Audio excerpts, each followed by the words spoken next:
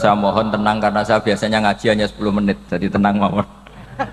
Saya kalau ngaji lama itu pakai kitab. Kalau ngaji seperti ini tuh paling lama itu 10 menit, itu sudah lama sekali itu sudah. Satu, takut sampean itu nggak paham. Maksudnya itu kalau ngaji lama nggak paham itu sampean nanti disalahkan orang banyak. Sudah ngaji lama kok nggak paham. Tapi kalau cepet nggak paham kan nanti yang disalahkan saya. Salah Gus Bah ngajinya cepet. Begini, saya mau meralat doa yang didoakan Gus Duha, minta supaya saya panjang umur. Saya ada jenis kiai yang ingin panjang umur. Karena begini, dulu Nabi Ibrahim itu pernah berdoa memang supaya umurnya dipanjangkan. Sama Allah nggak dijawab. Tapi ada orang sepuh itu soal Nabi Ibrahim makan anggur. Setelah dimakan keluar lagi, dimakan keluar lagi. Ibrahim langsung masuk kamar lagi sholat. Ya Allah ini jawab toh tidak jadi gitu. Jadi karena kalau umur panjang takutnya ngalami kayak nasib orang tua yang kalau makan anggur itu apa? Bal-balan katanya keluar lagi. Tentu maksudnya Gus Duha itu ya umur panjang, sehat, walafiat. Tapi beliau tadi nggak ngomong seperti itu, makanya itu bahaya itu kalau kesampaian. Begini, dalam 10 menit ini saya mau matur, memang saya niati dari rumah. Beberapa bait yang biasa dilantunkan Habib Syekh itu semuanya hampir dari ulama-ulama top dunia, termasuk dari wali-wali kutub. Tentu min muqaddimihim wa min bainihim adalah Habib Abdullah Al-Haddad.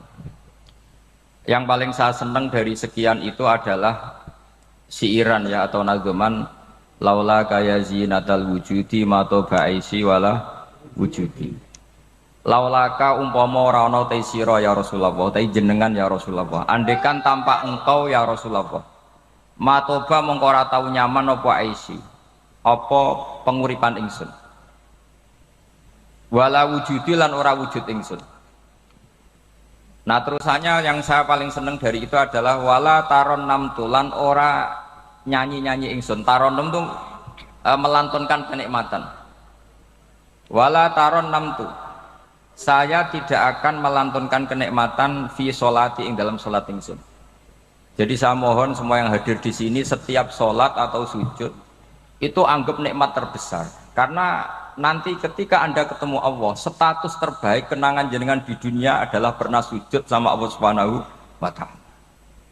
Sampean tentu malu termasuk Ahbabil Mustafa, kenangan yang Allah terbangan tok atau sujud. Apa meneh sing ngibeng tok ora tau maca selawat nak omah. Begitu ya saya ini termasuk penghafal Quran karena yang pondok saya pondok tahfidz. Ojo pernah semaan deres bendak semaan sekali neng kamar tidak. Sama-sama selawatan di sini selalu ngomah nyetel dangdut. Jadi ibadah itu ada sirra wa ala niyah. Jadi di sini itu ala niyah, nanti di kamar buktikan. Terutama ini yang kru Ahbabil Mustafa. Jangan-jangan setelah di kamar nggak semangat karena ada yang nonton. Jadi buktikan kalau Anda tetap semangat meskipun sendiri. Meskipun resikonya kalau ada yang nginceng ini agak apa gimana sendiri kok semangat gitu. Tapi ini penting saya utarakan supaya ilmu itu abadi. Sehingga para wali itu kalau sujud itu meminta akhiru ahdi supaya itu akhir dari perjalanannya. Makanya banyak di antara mereka dituruti Allah mati dalam keadaan sujud atau kabundut dalam keadaan sujud. Yang paling masyhur tentu kita dengar aganya Habib Syekh. Itu syaratnya itu tadi. Beliau atau semua saja orang siapa saja yang baik harus merasakan wala taron namtu fi sholati wala ruku'i wala sujudi. Andekan tanpa ajaranmu ya Rasulullah, maka saya tidak pernah menikmati ketika sholat, ketika rukuk, ketika sujud. Saya itu kalau sholat itu senang sekali. Saking senang saya itu berharap benar-benar itu kenangan terbaik saya di dunia ini.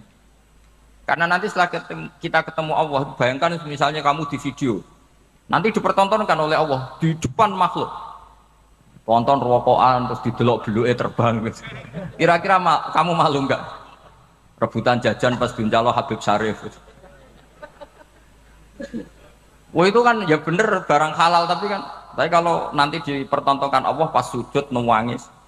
Tapi dicek lagi ternyata yo bojo ayu gagal. Tapi nanti yang kita akan senang sekali adalah ketika kita sujud dan di sujud itu mohon ridhani Allah Subhanahu wa taala. Maka resep dari Rasulullah sallallahu alaihi wasallam, sholli ka'annaha sholatu muwaddi'in. Kamu sholat seakan-akan itu sholat terakhir Anda. Jadi setiap kali Anda sholat, kamu harus berkeyakinan itu sholat terakhir Anda. Sehingga itu serius. Makanya kata Said Az-Zabidi, pengarang kitab Ithaf, sujud adalah jati diri kamu. Sujud adalah identitas kamu. Sujud adalah kestatusan kamu. Kita adalah hamba Allah. Tentu ciri khas hamba adalah tunduk kepada Allah Subhanahu wa ta'ala dan implementasi secara fisik berupa apa? Sujud. Maka surat pertama dalam Al-Quran yaitu surat Iqra ditutup dengan wasjud waqtarib. Kamu sujud dan kamu pasti dekat Allah. Kamu tidak usah khawatir, saya di mana-mana kampanye. Kamu tidak usah khawatir nih sujud saya diterima enggak Gus? Enggak penting itu. Karena diterima apa enggak diterima, pernah ditakdir sujud itu sudah luar biasa. Kalau ada yang provokasi, apa gunanya sujud kalau enggak diterima Allah? Itu provokator, itu pasti setan.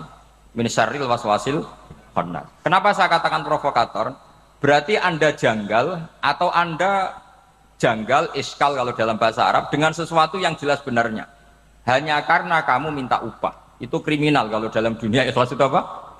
Misalnya gini, saya beri contoh gampang saja. Peci saya ini warnanya apa? Hitam. Terus saya bilang gini, saya katakan hitam kalau kamu bayar saya 1 juta. Kalau tidak dibayar 1 juta, saya bilang putih. Itu waras apa waras? Apa gila itu? Gila kan? Kebenaran harus diomongkan kebenaran tanpa presentasi dapat upah atau tidak dapat upah.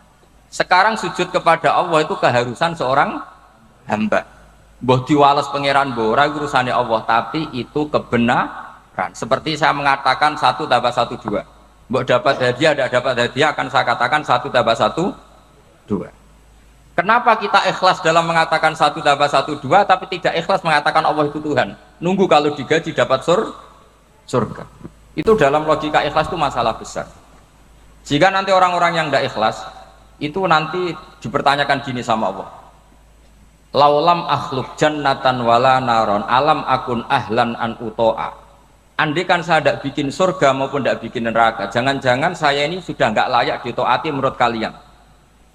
Makanya Allah ini mengingatkan kita akan selalu mengatakan 1 tambah 1 itu 2. Baju yang dipakai Ahbabil Mustafa putih, tanpa harus ada yang menggaji. Kenapa ketika kita sujud sama Allah kok minta digaji? Kalau tidak mau sujud.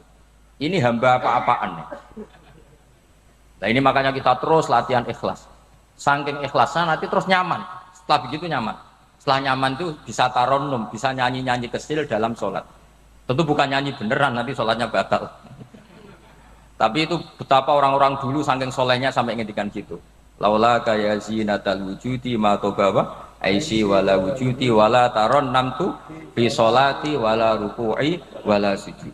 Itu favorit saya. Jadi saya mohon sekali, nikmati kebenaran ini. Karena itu kesejatian kita, itu status kita. Kenangan kita terbaik di dunia adalah bahwa kita di dunia pernah sujud. Wasjud waqtarib. Assalamualaikum warahmatullahi wabarakatuh.